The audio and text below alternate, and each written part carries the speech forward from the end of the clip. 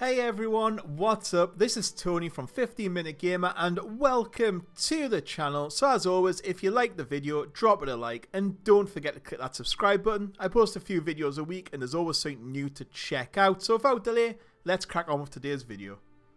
In today's video, it's Thursday, which can mean only one thing. Inside Star Citizen is back. Yay, finally. This is my favourite part of the week. I love Thursdays and seeing all the new things coming. Just keep in mind that the teams are still in planning season. Basically do this every January where they take a look back at what they've done and what's coming up. So there was no sprint report this week, unfortunately. So first up was a section on the new terrain modification system that they've been working on. So basically how it works is they place modifiers across the planet and the modifier will kick in to allow it to match up with the mesh building system. So it should allow for a lot more natural look and progression between areas. And also say you've got flat ground, it won't look like it's just been flattened by a bunch of bulldozers. It'll look more natural in how it's flat. There was a couple of examples they put in there, so you know if they put an outpost down, it won't clip through anymore because these modifiers will go, you want something flat there, right? Okay, we're going to put the outpost in and we'll flatten the terrain around it. So they've got a lot of modifiers now which are going to work and allow them to change certain areas of the planet. Because that's one thing they said from the start. They've been unable to change them little things because it could impact another area. That should all change now they've got this new terrain modification system. However, what they concentrated most on was river paths. And I'd kind of never thought about it before, but this isn't in Star Citizen. I was like, oh yeah, I've never really seen a river before. And I just kind of clicked in. You're so used to seeing them in other games. So how this is going to work, I mean, again, Star Citizen, when you put a river in, right, let's make this as technological as possible and as complicated as possible. You know what Star Citizen is like. So what you'll do to get these working is you'll place a spring where you want the water to start, and then this new terrain modification system will then work out the best path for the water to flow down from that direction. So it'll create little points and go right and go down to there, step by step by step until it gets to the lowest point of the ground.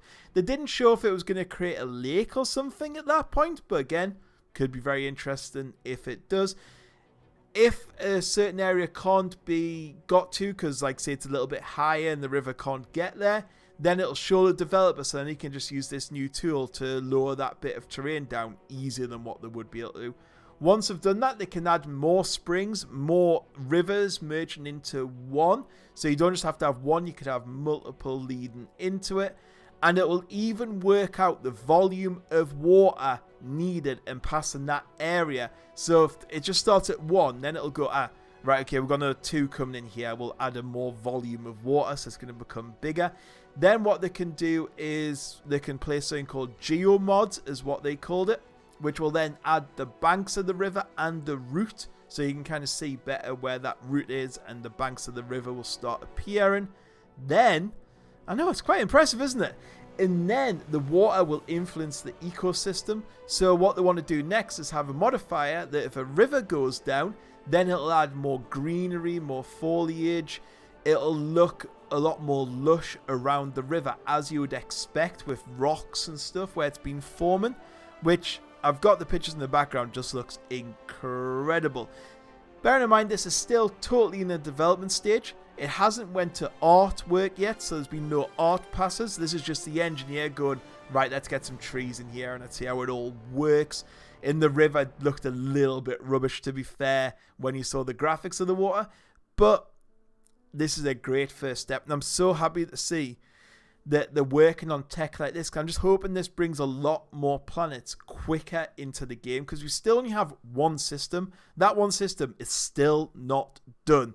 So I hope we can see more of these rivers. And just even looking at the basics, and even though it doesn't look the best on the water, this is going to look incredible as to fly around, and hopefully we've got canyons going on and stuff. Yeah, so as I said, there was no sprint report this week, which is a shame. I like the sprint report. Hopefully it's back next week. But yeah, so we had a look at what's called the Combat Summit, which is all things combat related.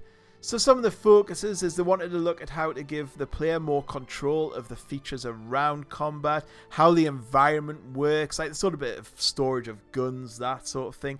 They want to make it so missions and scenarios have more approaches, so you don't have to just do everything the same way each time, which would be good because I like different approaches. Like, do you go stealthy? Do you go all guns blazing? Do you just fly in the clips over a base and bomb everyone? So I really hope they have more approaches and different ways to do these in the future. Lots of teams have an interest in combat. Obviously, it affects a lot of different areas.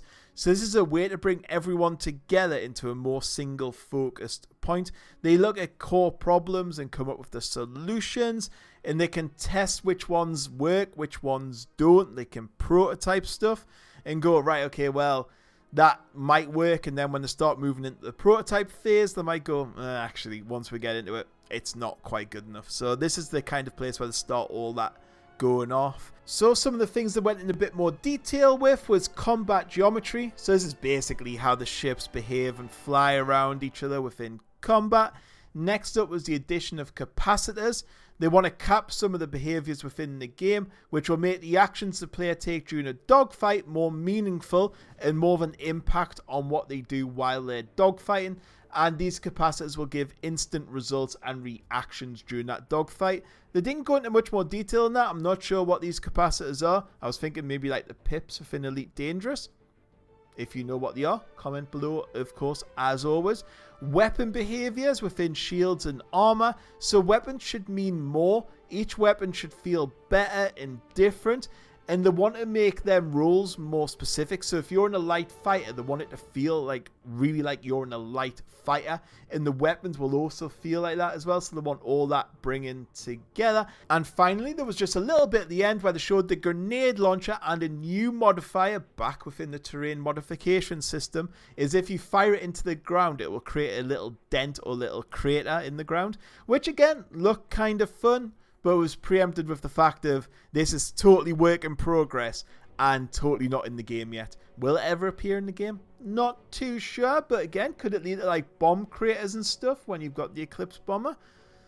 Could be interesting, and I hope so as well. Could be fun. So anyway, yeah, that was it for this week. I hope you enjoyed the video, and I'll be back with more next time. Catch you on the next one. Goodbye.